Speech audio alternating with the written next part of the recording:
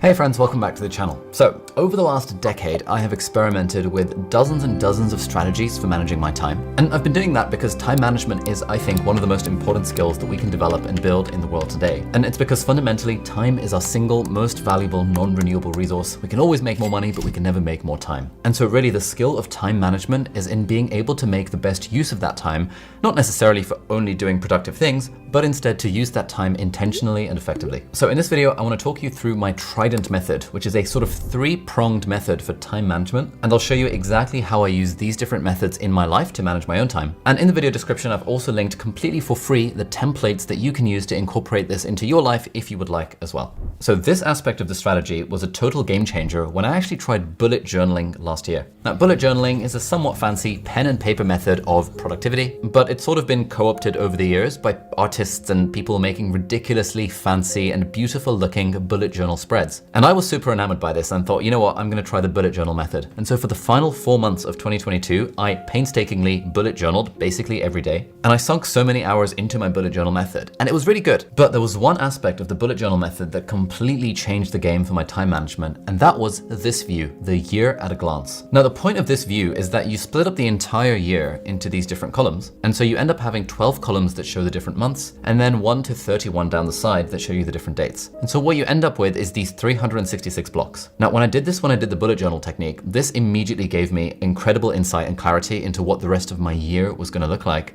because this is not really a view that we see particularly often. If, for example, you use Google Calendar or something, you tend to be stuck in the weekly view or in the monthly view. And even if you have like a physical annual calendar, you tend to flip the pages, and so you never really see your entire year just laid out on a single page or 2 pages. So in January of this year, I decided I wanted to have a more digital way of having this kind of view in my life. And so I decided to just make a Google Sheet out of it. I think these days it's too easy to default to fancy apps and like, oh, what's the latest thing here? But I thought, you know what? A spreadsheet just does the job totally fine. And so I literally just went through on Google Sheets and I created one of these year at a glance templates. And this is what the blank version of this looks like. So as you can see, we've got the months down the top.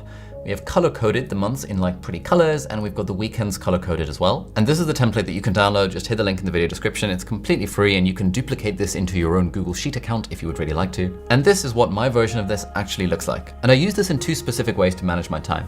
Firstly, it's really helpful for zooming out and getting a bird's eye view of my entire year, so I can use it to plan my life. I'm filming this video, for example, in April, but I already know that this is the stuff that's kind of going on in May, and in June, I'm going to Austin for a bit, and then I've got this block of time to go on an adventure with some friends. And then I'm going on a retreat to LA later in June. And this is so helpful to get an idea of A, where things are, and B, it then allows me to plan things like weekend group trips with friends or being able to plan holidays in advance so I can block out the time. I then reflect those changes in my actual Google Calendar so the team knows exactly what's going on in my life. And I found this to be a ridiculously effective way of managing my time on a macro scale. And to make this easier to deal with, what you can do is, when the months are gone, you can just right click, you can hide those columns, and now it's just way easier to see exactly what's going on in a given month and then what's going on for the rest of the year. So that's how I manage my time on the level of the whole year. Let's now move on to the level of a single week. But I've got to go somewhere right now. Be right back.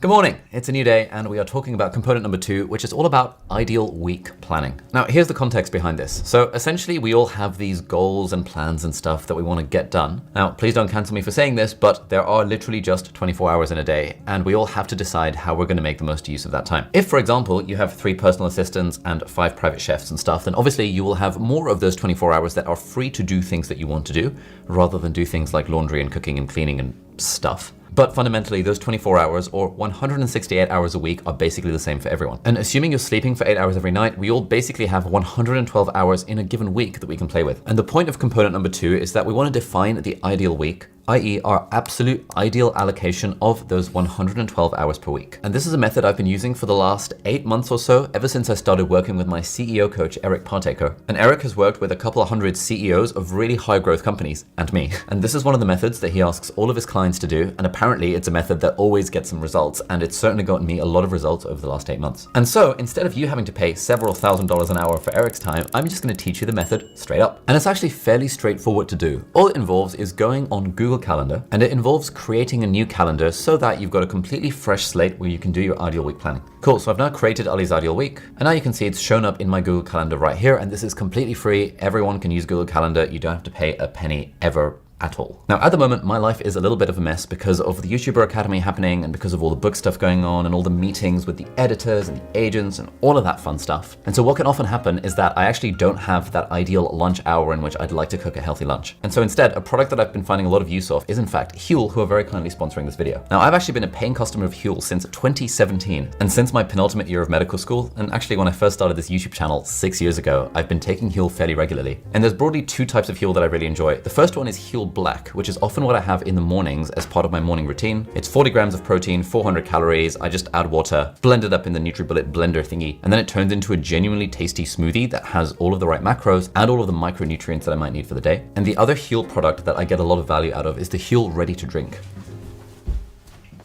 And again, I've been getting deliveries of this ever since. I don't quite think this started in 2017 because this wasn't a thing in 2017. I think like since 2020, this has been a thing and I've been getting regular deliveries of these. And it's basically a whole meal that's 100% nutritionally complete in a single bottle. And if on a given day I don't have time to have a proper lunch, then the Huel Ready to Drink is an absolutely fantastic lifesaver. My favorite flavor is banana. I think that's the best one, but all of the others are pretty tasty as well. Now, the best way of trying these, I'd say, is the variety pack because it gives you like 3 bottles of all of the 4 different flavors. If you're interested in trying out any of these Huel products, including Huel Ready to Drink, then do hit the link in the video description. And if you use that link, then you will get 2 free products along with your Huel order. You will get a free t-shirt, which is genuinely good and it's nice and elasticy and like makes you look hench, which is a fantastic like quality t-shirt. And you'll also get a shaker so that if you don't want to use a like NutriBullet blendery type thing, you can just like put the powder into the water in the shaker, shake it up, and now you have a nutritionally complete meal that's basically ready to go. So thank you so much Huel for sponsoring this video. And the point here is that basically I want to define what are the containers of time where in an absolutely ideal week, not necessarily a perfect week, but in an ideal ordinary week,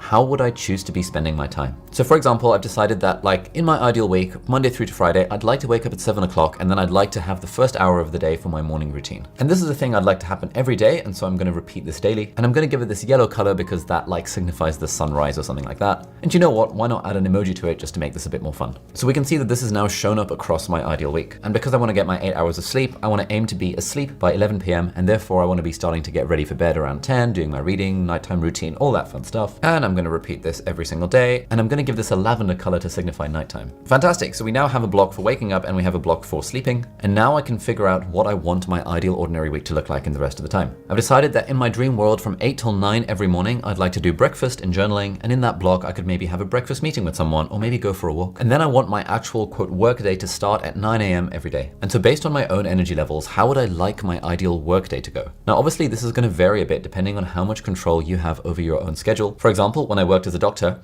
I just had my entire block being like 9 to 5 workday or whatever this shift was. And then I would just have to do whatever just happened on the day. I couldn't quite decide, you know what, these are my 4 hours of deep work time. But as an entrepreneur, I can decide how I spend my time. And actually increasingly in jobs, especially in knowledge work, you actually do have the ability to talk to your boss or your manager and say, hey, this is how I work best. I would love it if we can kind of find a way to fit my calendar around this. And then obviously based on the needs of the business and of the team or whatever, things will have to adjust accordingly. And so I've added in the blocks for the weekly team meeting, weekly team lunch, weekly content squad meeting, and my 2 meetings a week with Angus, who's my general manager. And I've added in the blocks for when I want to have lunch roughly, and the blocks for when I want to have dinner on weekdays. And this is already very helpful because now I can see what is the other time that I have to play with. And then I can adapt this ideal ordinary week based on how I'd actually want to spend that time. And so Tuesdays to Fridays, for example, I want to have several hours in the morning as a deep work block for writing. And in my ideal week, I'd like to do a gym session Tuesday afternoon, Thursday afternoon, and maybe Saturday morning if I happen to be free on the Saturday morning. Now, the other main thing I need to do in my workday is filming. And so I'm going to put in my various filming blocks into the calendar. And obviously this workday schedule is very specific for me because basically all I have to do in my job is writing and filming. But if your job is a little bit different than that, then maybe you might have a block for checking Slack or checking emails. And you might do that once or twice a day so that you're batching those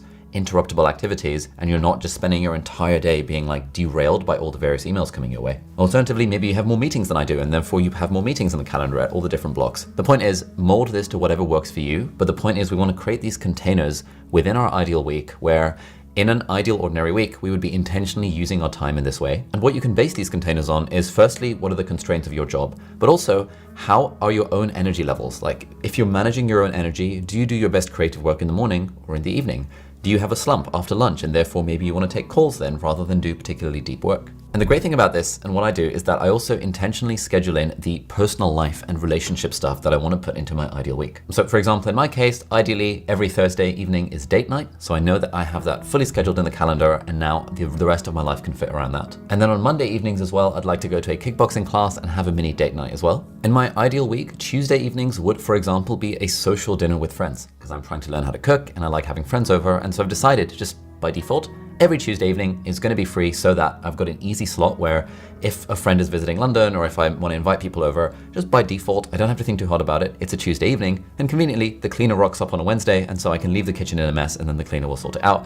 That's fantastic stuff. I might decide on Wednesday evenings by default, I'd like to drive home to have dinner with my mum and grandma. And I might decide to leave weekends completely free for friends and family and other things in life that are happening. Now, having this laid out in front of me is incredibly useful. And this is in fact the system that I follow basically every week. And then obviously there's other stuff that kind of derails this sometimes. Sometimes there's an urgent meeting that can't be missed, or sometimes I have to go pick up my mum from the airport and then a filming block gets derailed.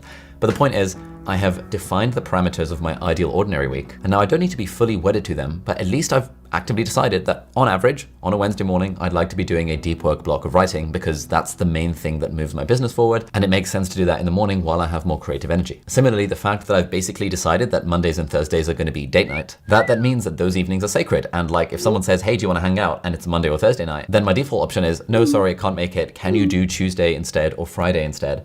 And if it's super, super urgent and it's like an internet friend visiting London and they're only here on a Monday, then I can say to my girlfriend, hey, do you mind if we switch date night to Tuesday or whatever that week? So the point is this kind of system allows a level of flexibility. And I've found that over the last 8 months of using it, it's just freed up so much headspace from my life having to think about these things because now at least I have a default structure that I can follow. The other cool thing about this is that it really shows where, genuinely where is the free time. Like I might decide, you know what, I'm really interested in the guitar. I want to get better at the guitar. And therefore I'd like to have one guitar lesson every week.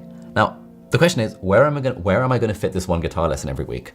I have these 112 hours that I can play with like everyone else does. And so I might decide, you know what, I'm going to finish work a little bit earlier on a Wednesday to have my guitar lesson, but I can do that because I'm an entrepreneur and I control my own time. But if this is what my calendar looked like and I was only getting home from my actual job at like 6:30 every day, and I knew that I wanted to have a social evening with friends once a week, go home for dinner with my parents once a week, and have date night twice a week, it's like, I actually don't have that much time to play with to fit in a guitar lesson. And that means I don't need to beat myself up about it. I might think, you know what, at some point in my life, when I have more free time on the calendar, I will fit in that guitar lesson, but it's just not a priority right now. And what I love about this Ideal Ordinary Week exercise is that it forces us to decide what are the priorities in our life. It means we can't say, oh, I don't have the time. We can instead say, I'm choosing not to make the time. I am currently choosing not to make the time in my life for guitar lessons or singing lessons, and I'm currently choosing in my life to only go to the gym 2 or 3 times a week because I've decided that that's what the priority is. In the future, maybe once my book is done and I have fewer writing blocks, or maybe I decide, you know what, I want to take a break from filming 4 times a week for a month and see what happens, I'll free up more time. But the point is, I now know how much time I have to play with. But until I did this exercise 8 months ago, A, I would not have known that, and I was kind of taking on too many responsibilities and too much stuff and then feeling overwhelmed. And B, on a given day, I didn't really have a default list of things that I wanted to do. And so I'd have to think every single day. I was like, okay, how do I want to spend my time today? And that's just quite a lot of thinking. Now, this is how this actually translates to what my ideal week looks like in real life. So right now we're in the midst of our part-time YouTuber Academy. So Mondays are literally taken up entirely with PTYA stuff, except an exercise block in the morning. Tuesday morning, Wednesday morning, Friday morning, Saturday morning, and Thursday afternoons are all book time because I'm in the final stages of my book. And so I need to make the blocks for that. I have various meetings in the calendar. So we've moved our team meetings to Tuesday. So we've got our team meeting and our content meeting on a Tuesday afternoon. We're doing a team training thing with our coach Eric, and so that happens on a Wednesday afternoon. And this week I've had various lunches with various team members because I like to have a one-on-one lunch with every member of the team once every couple of months or so. Similarly, this week I did a podcast with my internet friend Sahil Bloom, so that happened on a Tuesday, and then we went out to a restaurant. So you can kind of see how this calendar evolves over time, and it evolves depending on what's happening in a given week. But this week, I've broadly stuck to the calendar. I've done book time when I intended to. Currently, I'm in a filming block, which is why I'm filming this video. And then later today, I've got book time for the rest of the afternoon, so I can focus on making those final edits. And it's just so liberating to have this kind of system. I'll put the template for the Google Calendar Ideal Week if you want to check it out down in the video description. Again, it's completely free. You just click the link and you can download the template. And if you try any of the strategies in this video, I'd love to hear how you got on. Please can you drop me an email, ali@aliabdal.com. I read absolutely everything, even if I can't reply to everything. And I'd just love to hear kind of what are the strategies and tips you found helpful. And maybe you can even leave a comment down below if you try any of this stuff out. Again, I'd love to hear what are the pros, what are the cons, what are the ways you've adapted it to fit your own system and your own life. All right, the final component of the Trident method is is what we do on a given day. So we've talked about annual planning and what our annual life plan year at a glance looks like. And we've talked about at the level of the ideal week, how we're trying to make the most of these 112 hours in the week that we have to play with and how we can use them more intentionally. And so now the third component of the Trident method is what we're doing on a given day. And so the way I manage my time on a given day is broadly I follow what is in the calendar. And again, having the calendar just makes it so easy. It is a Thursday right now, and I just literally follow whatever blocks I've put in my calendar. And generally on the weekend before, I will look forward at my calendar for the upcoming week, and I will create blocks of time for the things that I want to do.